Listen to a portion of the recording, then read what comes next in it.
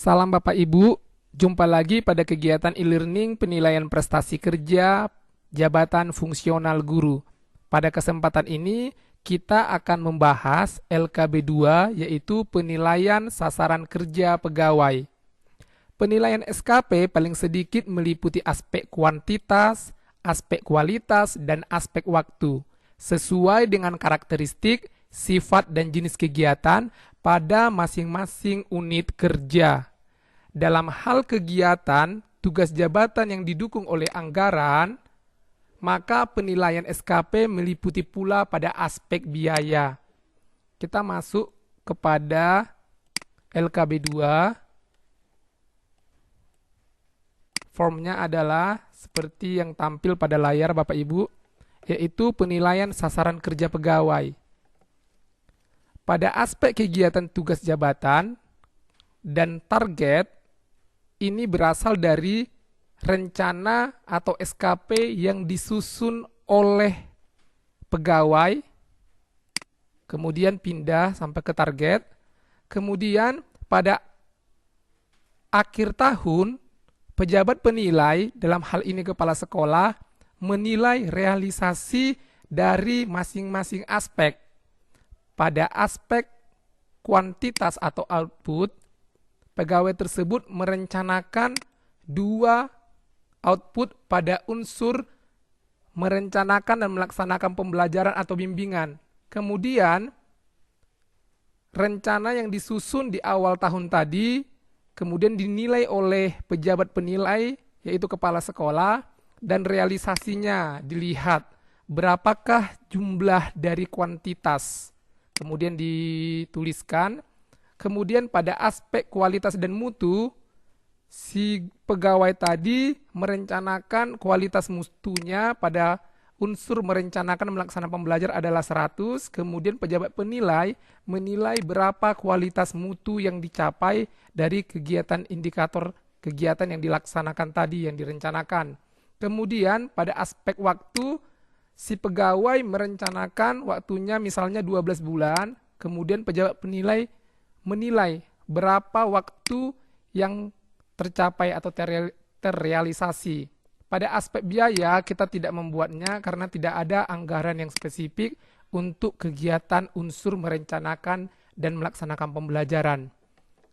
Pada hasil penghitungan kita menggunakan rumus yang ada pada PKBKN atau panduan dari Peraturan Pemerintah Nomor 46 Tahun 2011.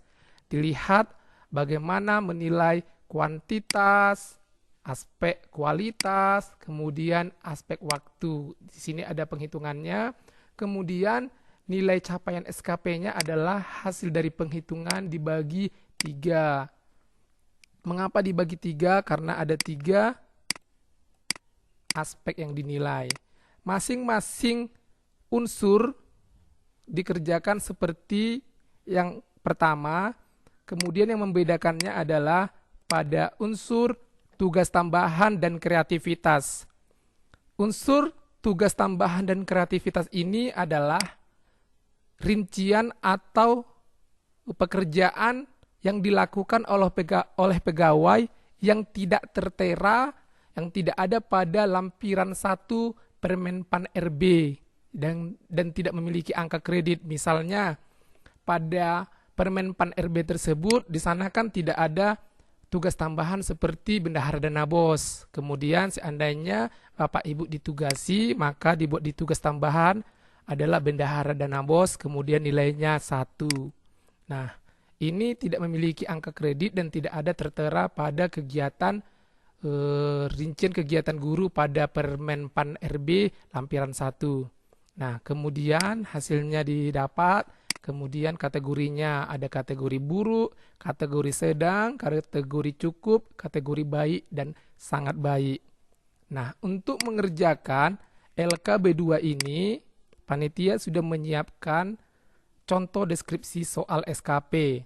Di sini panduannya adalah pada realisasi kuantitas masing-masing butir, kualitas, dan waktu sudah dibuat ya Bapak Ibu ya. Pada kuantitas semuanya tercapai. Pada kualitas masing-masing butirnya bernilai 76. Pada aspek waktu semuanya tercapai sesuai dengan target. Nah, inilah yang menjadi acuan kita untuk mengerjakan LKB2. Nah, sebagai tambahan ya Bapak Ibu, program Excel-nya kan kita buat secara sederhana, bagaimana bisa membantu Bapak Ibu.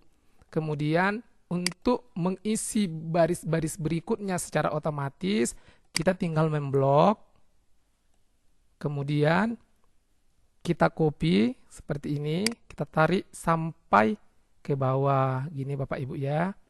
Nah, kita lihat pada SKP B1, di sini untuk mempermudahkan kita buat ada 2 baris, misalnya contoh 1, 2, 3, 4, 5, maka sebaiknya di B2 1, 2, 3, 4, 5. Begitu juga dengan unsur penunjang. Seperti itu Bapak Ibu ya, tujuannya untuk mempermudah ketika kita mengcopy. Ketika kita copy, kemudian kita paste. Nah, di sini dia akan terisi otomatis jika pada lembaran SKP di awal dia terisi. Nah, kemudian ketika ini tidak terisi, kita tinggal menghapusnya saja Bapak Ibu.